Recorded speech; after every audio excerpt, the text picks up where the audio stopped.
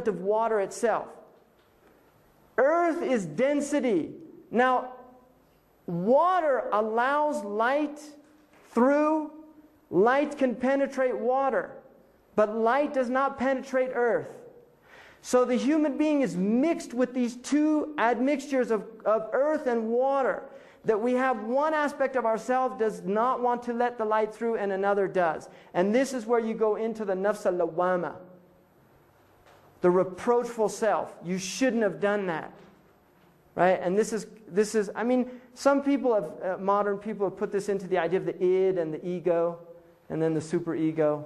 You know, the id is more like the nafs al-ammara, the compulsive self. And then the final self is called nafs al-mutma'inna.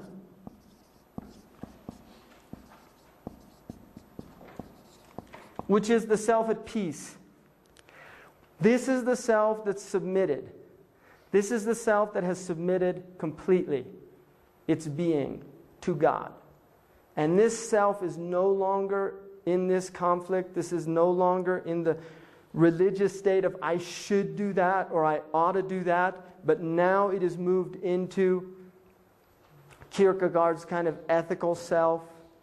It now realizes that this is the right thing and it wants to do it. It wants to do the right thing. And it does the right thing now by nature, not by compulsion, not by feeling I have to do this thing. So the human being has two choices: to submit to the low self and take himself into alienation, which is wrath, which is transcendence. To literally place himself in a relationship to God in which God is absolutely other, disconnected from God completely. And this is epitomized by the idea of Jahannam, the idea of hell. That this is the ultimate alienation. Now, fire is a very interesting element because it can't rise above its nature. It has an upward motion, but it can't rise above because it's bound to the earth. You see, the fire only exists because of earth. And yet it has this upward motion. It wants to, it's moving up, but it's held down by, and this is the idea of being pulled down. You see, being pulled down by fire. And fire is very similar to light. It's not light, but it's very similar to the concept of light. I mean, there is light in fire, but it's not the light that we relate to the spiritual light, luminosity. The other is an upward movement. Now, there is a tradition that the Prophet Muhammad said, sallallahu alaihi wasallam, the fire is surrounded by desirable things. And paradise is surrounded by undesirable things.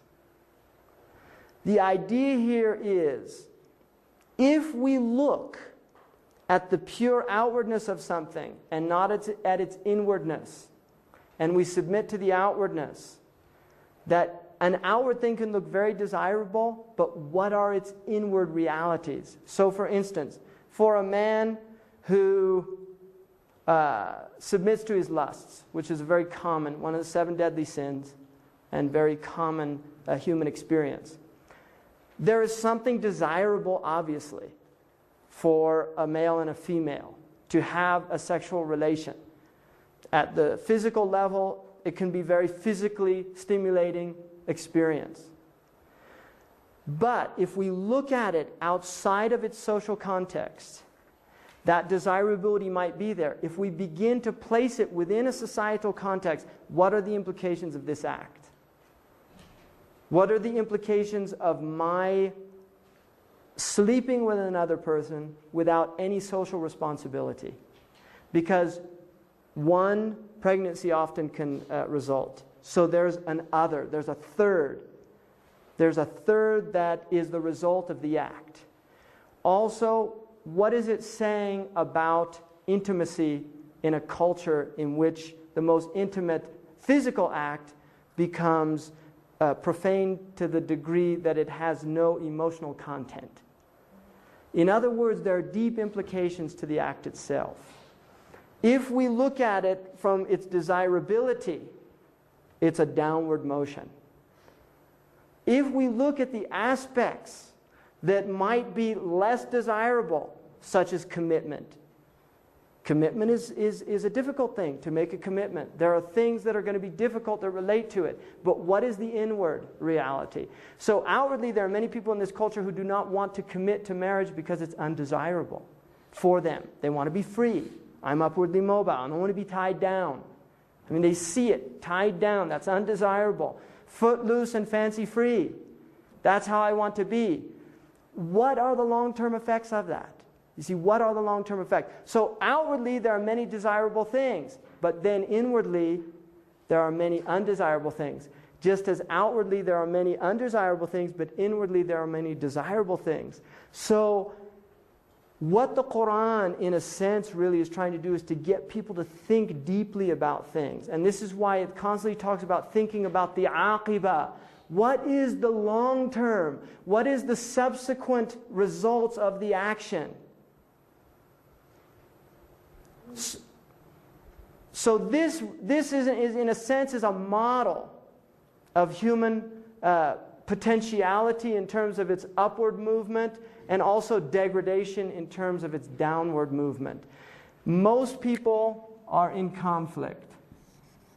Many people are not in conflict. They have submitted completely to this downward motion, and other people are struggling to move up. And some people are moving up. Now, in the modern world, we've become, I think, quite cynical in a lot of ways, but I think the ancients probably had, it was just that there was a sense of this. Even within our Western culture, there was a strong sense of the idea of this upward movement, that it was humanly possible. You know, the dark night of the soul, St. John of the Cross's type of idea that one could really achieve a type of power over the self and have completion and fulfillment in God. I think the difference maybe between that classical model in the Western world and the Islamic model would really probably relate to the idea that the Muslim model is not saying the world is bad. And the reason is because there's something, the world is seen as literally a theater of divine revelation. And the fact that God has made it a revelation means that it can't be bad. But to the degree that God is absent from the world is bad. So in other words, there's two hadiths of the Prophet. One said, the world is green and beautiful, and another one he said, it's like a dead carcass. It's green and beautiful for the one who understands one's place in the world and honors that place and rises up to stewardship and attempts to subdue the self and to be a caretaker. It is a carcass for the one who destroys his soul in the world and thus destroys the world as well. So the next thing move is the idea of what's called the belief in Allah, the belief in the books, in the angels, the books, and in the messengers. And then, I really didn't cover too much the angels, but the angels are basically beings made of pure light, created light, not uncreated divine light, but created light. And there's a belief in the angels that there are angels with us wherever we are. The Muslims believe that there are two angels with us right now, each one of us. Whether you're Muslim or not, you have two angels assigned to you. One is called Raqib and the other is called Atid.